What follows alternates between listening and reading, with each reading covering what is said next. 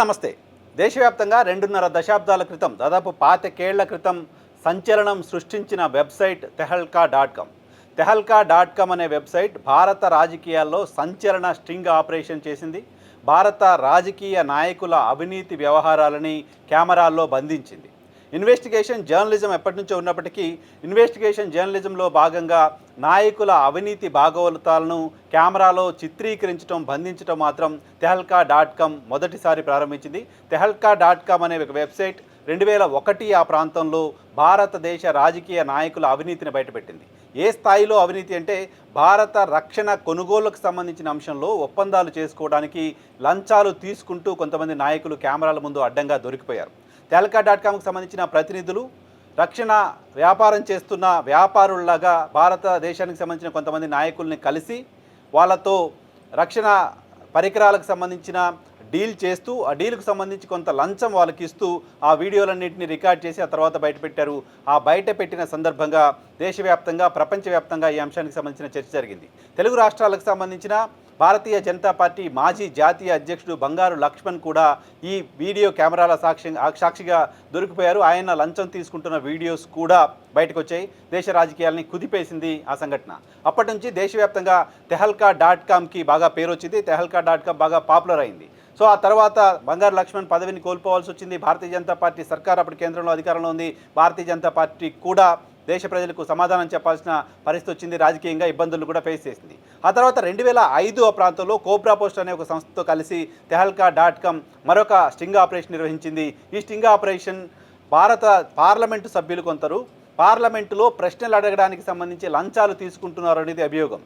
11 మంది పార్లమెంటు సభ్యులు, ఒక రాజ్యసభ సభ్యుడు పార్లమెంట్లో ప్రశ్నలు అడగడానికి సంబంధించి లంచాలు తీసుకుంటూ తెహల్కా.com ప్రతినిధులకు దొరికిపోయారు. మాకు సంబంధించిన కంపెనీకి సంబంధించిన ఒక ప్రశ్న పార్లమెంట్లో లేవనెత్తాల్సిన అవసరం ఉంది, అందుకోసం మీకు డబ్బులు ఇస్తామంటూ తెహల్కా ప్రతినిధులు కొంతమంది ఎంపీలను అప్రోచ్ అవుతే ఆ ఎంపీలు ఆ మేరకు ప్రశ్నలు పార్లమెంట్లో లేవనెత్తను చూసాం.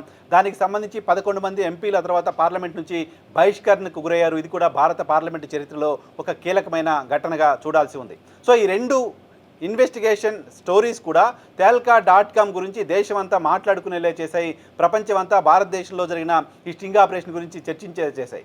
అంత పాపులర్ అయిన తెహల్కా.com ఆ తర్వాత అదే స్థాయిలో డీఫేమ్ కూడా అయింది.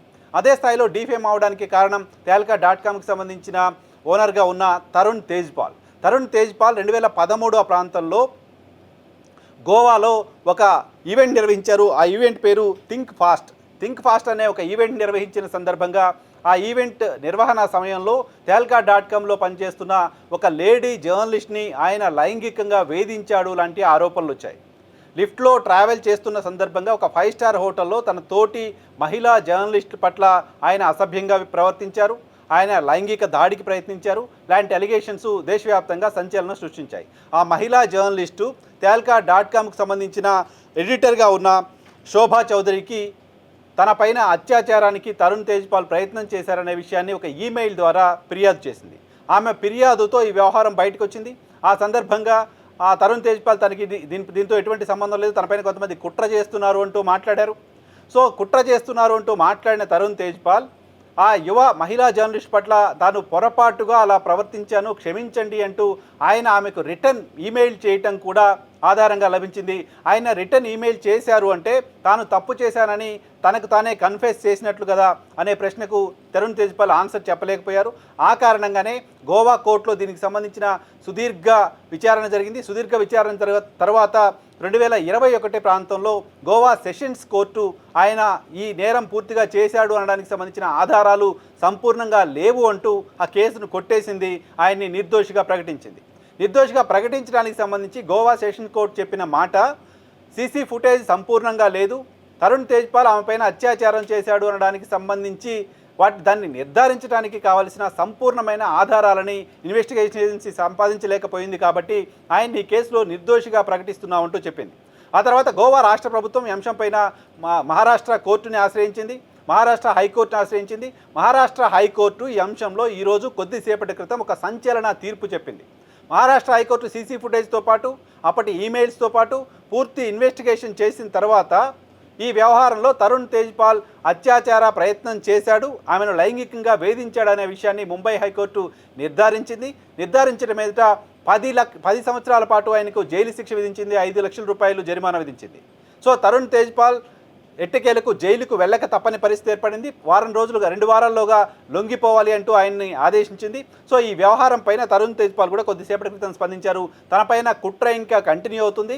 గోవా సెషన్స్ కోర్టు తనని నిర్దోషిగా ప్రకటించినప్పటికీ మద్రాస్ హైకోర్టులో ఇటువంటి తీర్పు వచ్చిన నేపథ్యంలో ఇంకా నేను న్యాయం కోసం పోరాటం చేస్తాను, సుప్రీంకోర్టుకి వెళ్తాను, సుప్రీంకోర్టుకు వెళ్ళి ఈ అంశంలో న్యాయ పోరాటం చేస్తానంటూ ఆయన ప్రకటించారు. సో సుప్రీంకోర్టులో రిలీఫ్ దొరుకుతుందా లేదా 2 వారాల లోపు ఆయన లొంగిపోవాల్సిన పరిస్థితి ఉంటుందా, ఆయన లొంగిపోతే 10 సంవత్సరాల పాటు జైలు శిక్షని అనుభవించాల్సి ఉంటుంది. సో ఏం జరుగుతుంది అనేది 2 వారాల్లో సుప్రీంకోర్టు ఏం చెప్పబోతుంది అనేది, సుప్రీంకోర్టు రిక్వెస్ట్ తీసుకుంటుందా, సుప్రీంకోర్టు ఫర్దర్గా ఎటువంటి తీర్పు ఇస్తుంది అనేది ఆసక్తి కలిగిస్తుంది. అయితే దేశవ్యాప్తంగా ఎంత పాపులర్ అయ్యి దేశానికి సంబంధించిన రాజకీయ నాయకుల అవినీతి వ్యవహారాలను బయటపెట్టి నాయకులు బయట మాట్లాడాలన్నా అవినీతికి సంబంధించిన వ్యవహారాలు ఇటువంటి డీల్స్ చేసే సందర్భంలో ఒళ్ళు దగ్గర పెట్టుకొని బిహేవ్ చేసేలా చేసిన tehelka.com అధినేత చివరికి లైంగిక ఆరోపణలకు సంబంధించిన అంశంలో జైలుకు వెళ్లాల్సి రావడం అనేది దేశవ్యాప్తంగా చర్చనీయాంశంగా మారింది.